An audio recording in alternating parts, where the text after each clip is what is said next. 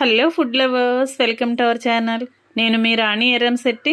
ఈరోజు egg curry చేసి చూపించబోతున్నానండి. చాలా టేస్టీగా ఉంటుంది. మసాలాలన్నీ యాడ్ చేసి నేను చేస్తాను. ఆ ప్రాసెస్ అంతా కూడా నేను మీకు చూపిస్తానండి. మధ్య మధ్యలో స్కిప్ చేయకుండా లాస్ట్ వరకు చూడండి. మీ అందరికీ కూడా ఈ కర్రీ అనేది చాలా బాగా నచ్చుతుందండి. వీడియోని మధ్య మధ్యలో స్కిప్ చేయకుండా ఫస్ట్ నుంచి లాస్ట్ వరకు చూడండి. ఎప్పుడు వండుకునే రెగ్యులర్ కర్రీ కన్నా నేను వండబోయే కర్రీని ఒకసారి మీరు ట్రై చేసి చూడండి. మీ అందరికీ కూడా నచ్చుతుందండి. అలాగే అంతకు ముందుగా నా ఛానల్ని ఫస్ట్ టైం వాచ్ చేస్తున్న వారైతే సబ్స్క్రైబ్ చేసుకోండి. పక్కనే ఉన్న బెల్ ఐకాన్ని కూడా యాక్టివేట్ చేయండి. ఇంకా ప్రాసెస్ స్టార్ట్ చేద్దాం. కర్రీకి కావాల్సిన మసాలాను ప్రిపేర్ చేసుకుందామండి. ఇప్పుడు మిక్సీ జార్ తీసుకోండి. ఇప్పుడు 2 టేబుల్ స్పూన్లు సన్నగా తరిగిన అల్లం ముక్కలు తీసుకోండి. అలాగే 2 టేబుల్ స్పూన్లు వెల్లుల్లి కూడా తీసుకోండి.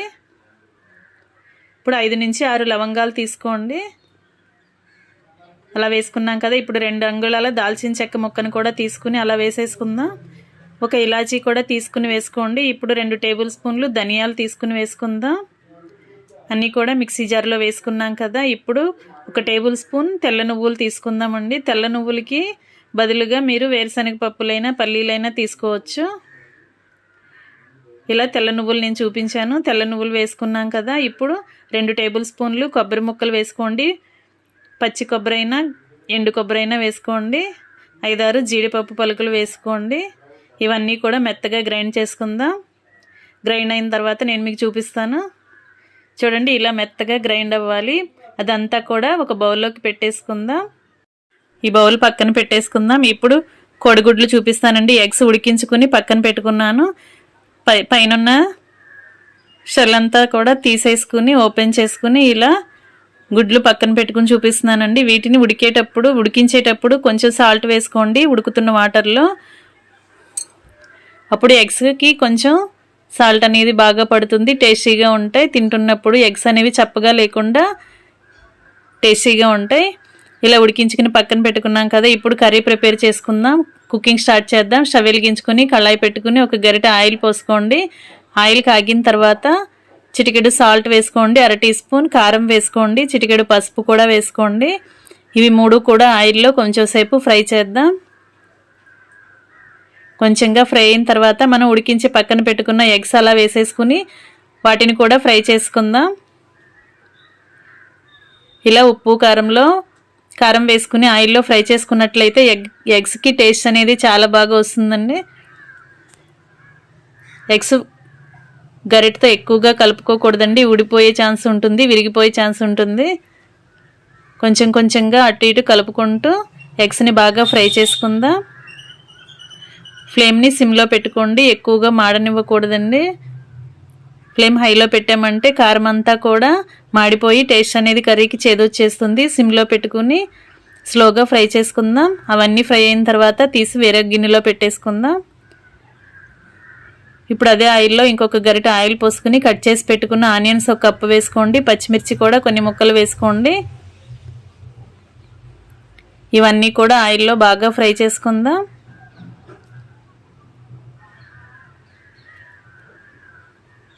ఆనియన్స్ అనేవి బాగా ఫ్రై అవ్వాలి,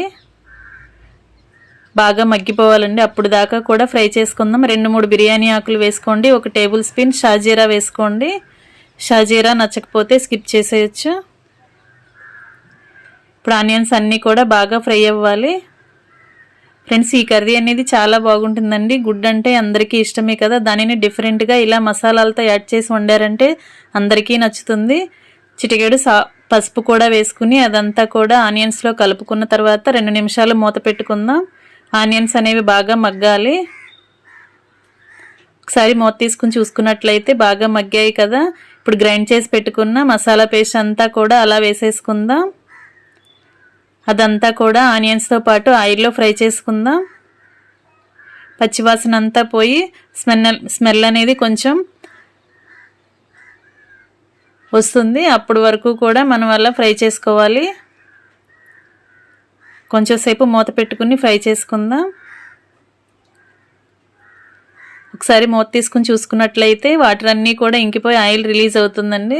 ఈ టైంలో మనం ఉడికించుకుని పక్కన పెట్టుకున్న ఎగ్స్ వేసేసుకుందాం. మసాలా వేసిన తర్వాత అడుగంతా కూడా అంటుకుంటూ ఉంటుందండి. ఎప్పటికప్పుడు మూత తీసుకుని గరిటెతో మనం కలుపుకుంటూ ఉండాలి. ఇప్పుడు ఉడికించుకున్న ఎగ్స్ అలా వేసేసుకున్నాం కదా, ఒకసారి మొత్తం కూడా అలా కలుపుకుని ఘాటుకు తగ్గట్టుగా కారం వేసుకోండి. నేను 2 టేబుల్ స్పూన్లు కారం చూపిస్తున్నానండి, మీ ఘాటుకు తగ్గట్టుగా వేసుకోండి.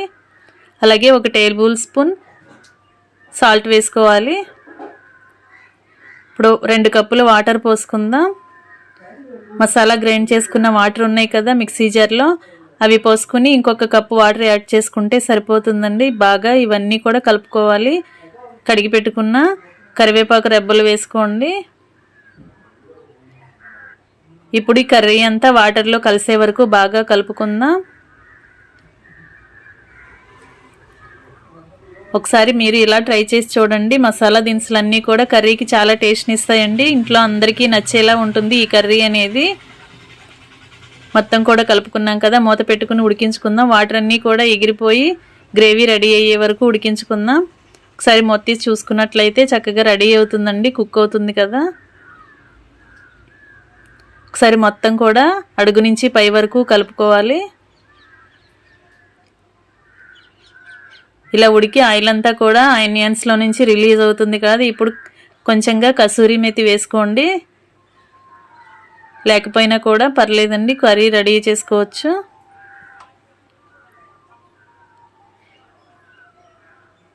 ఇప్పుడు 2 టేబుల్ స్పూన్లు పెరుగు వేసుకోండి. పెరుగు వద్దు అనుకుంటే స్కిప్ చేసేయచ్చండి. కసూరి మెతితో పాటుగా కొంచెం కట్ చేసి పెట్టుకున్న కొత్తిమీర కూడా అలా వేసేసుకుని కర్రీ ప్రిపేర్ చేసుకుని స్టవ్ ఆఫ్ చేసేసుకోవచ్చండి. పెరుగు వద్దంటే స్కిప్ చేసేయండి, లేదంటే పెరుగు వేసినా కూడా కర్రీకి టేస్ట్ అనేది చాలా బాగా వస్తుంది. కుర్మా టేస్ట్లో ఉంటుందండి, టేస్ట్ చాలా చాలా బాగుంటుంది. ఇప్పుడు ఒకసారి టేస్ట్ చూసి కారం కానీ సాల్ట్ కానీ చాలకపోతే యాడ్ చేసుకోండి. ఇంకా రెడీ అయిపోయిందండి ఎగ్ మసాలా కర్రీ, చాలా టేస్టీగా ఉంటుంది. గ్రేవీ ఇలా రెడీ అయిన తర్వాత మూత పెట్టుకుని స్టవ్ ఆఫ్ చేసేసుకుందాం. ఇలా వేడివేడి కర్రీని వేడివేడి రైస్లో సర్వ్ చేసుకుంటే చాలా చాలా బాగుంటుందండి. ఇలా ఆయిల్ అంతా కూడా ఆనియన్స్లో నుంచి రిలీజ్ అవుతుంది కదా, ఆ టైంలో ఇంకా మనం మూత పెట్టుకుని స్టవ్ ఆఫ్ చేసేసుకోవటమే.